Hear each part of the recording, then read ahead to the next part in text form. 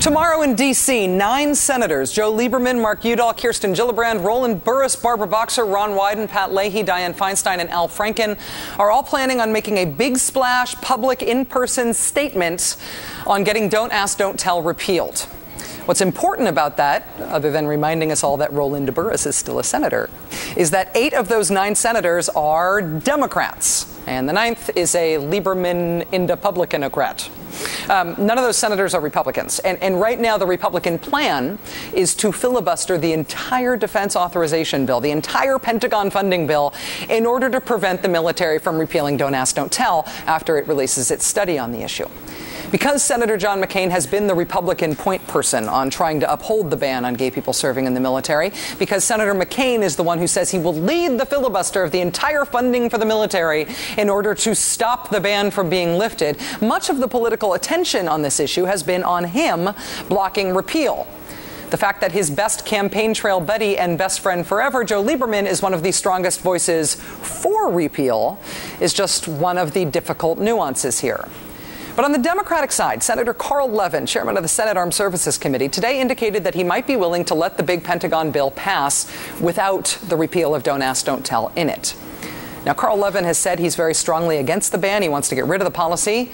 But here he was today saying, quote, "I am trying to get both done. And if I can't get both done, I want to get one of them done." Isn't that always the way? I stand with you unless and until it's hard to stand with you. And then I stand wherever I find it easiest to stand. Isn't that always the way? But Carl Levin's brave gesture today toward giving up got some very strong pushback from a very strong place, and now there is some new news on this subject. A meeting at the White House late today between senior White House officials and advocates of ending Don't Ask, Don't Tell resulted in a call from President Obama to Senator Levin, the president reportedly telling the senator he didn't want him to drop repeal out of the Pentagon bill, and he didn't want him to give up on getting the repeal passed now, before the end of the year. The liberal Center for American Progress released a statement after today's meeting that the president and Harry Reid in the Senate are both, quote, committed to moving forward on repeal by bringing the measure up for a vote in the lame duck session after the Thanksgiving recess. Now, this is the new news. Senator Levin responded himself just tonight, just recently, saying this, quote, "I welcome Senator Reid's announcement that he'll bring up the National Defense Authorization Act after Thanksgiving. I will work hard to overcome the filibuster so that Don't Ask, Don't Tell is repealed and the Defense Authorization Act, which is critical to our national security and the well-being of our troops, is adopted. I've asked Senator Reid to make his motion to bring up the matter after my committee and the public have received the Defense Department's report and following hearings that I plan to hold on the matter, which should take place during the first few days of December." Hearings on repealing Don't Ask, Don't Tell in the first few days of December, still with time to vote on it.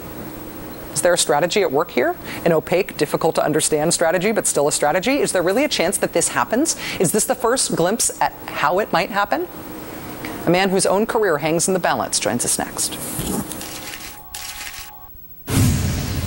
Just as it looked like all the news tea leaves were predicting a failure to repeal the Don't Ask, Don't Tell policy this year, news broke late today that President Obama has reportedly stepped into the breach to keep alive the possibility of repeal this year.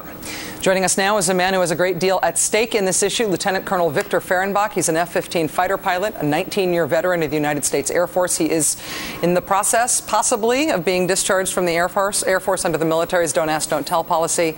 Colonel Fehrenbach, thanks for coming back on the show. Thanks, Rachel. It's great to be here again. We know now at least a proposed timeline, this late-breaking news. Senator McCain reportedly demanding hearings on the Pentagon's study of repealing Don't Ask, Don't Tell. Carl Levin says he will get those hearings in the first couple of days of December, and after that, they plan to vote. Are you encouraged by this? I'm very encouraged. I was at the Senate today. There were several votes. We were able to sit in the Senate gallery. We had hoped to hear some news by the time I leave on Thursday afternoon. And on the train ride up, I thought, well, I don't have much to say on the show since nothing happened. But on the train ride, we got word that late this afternoon at a meeting at the White House with Senator Harry Reid's senior staff and White House senior staff that Senator Reid was committed to bringing up the NDAA in the lame duck session right after Thanksgiving with Don't Ask, Don't Tell repealed. So that gave me great hope. And then I saw Senator Levin's statement. So these are some very, very good signs today. And it's very good to hear that the White House and President Obama is actively engaged this time. For as long as there has been a President Obama, you and other advocates have really pushed the president to take a more active role in getting Don't Ask, Don't Tell repealed. He says he is strongly in favor of repealing it. It's a matter of whether or not he is doing enough to make that happen. Do you feel like you're seeing a change from the president? Do you feel like he is living up to his promises more than he was before? Very much so. Again, the meeting today, I understand there's another meeting tomorrow. We heard some public statements recently, and even I think it was last week we heard Secretary Gates say not only is he for repeal, but he wants them to do it before the end of the year as well. So hopefully we can move these. I worry about the timeline on these hearings because the report's due out December 1st. I wish they, as I understand it, the report is typed up and ready to go. Release it now. That can give people time to absorb it, and hopefully as soon as they get back from Thanksgiving, we've got about a 10-day window, hold hearings right away and get us to a vote. Do you think that if there is a vote, there's a prospect that it will pass? There are some senators who filibustered the defense spending bill before the elections, in part because of Don't Ask, Don't Tell, even though they'd been at least flexible on the issue before. Do you think that it could pass? I hope so. One of the most disappointing things that happened last time, not just the filibuster itself, that obviously was very, very disappointing, was that there are about 10 or 12 senators that we understand are committed to repeal. They know it's the right thing to do. One of those is Senator Voinovich from my own state of Ohio. I'd hoped to meet with him. I had asked a few times just to tell my personal story.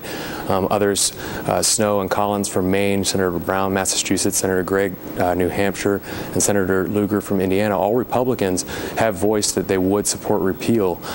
Some of them did have concerns. They wanted to wait till the study was released on December 1st. Well, we see that the study is going to have some very good news in it. So hopefully we can get their votes this time around. One of the most disheartening things was that they cited, politics and gamesmanship and procedures when they made their vote. I would love to talk to them. Hopefully we can have some talks tomorrow just to tell my story. This isn't about procedure and politics. This is my life. This is 65,000 others who are serving right now in Afghanistan and Iraq, all over the world, in silence and in fear. They deserve more than that, more than just quoting politics and procedure. They deserve to serve in dignity and integrity. I know that you're heading back to Washington tomorrow, and I think you deserve those senators being willing to speak to you. I hope so. Lieutenant Colonel Victor Fehrenbach, thank you so much, and it's really good to see you again, my friend. Great to see you.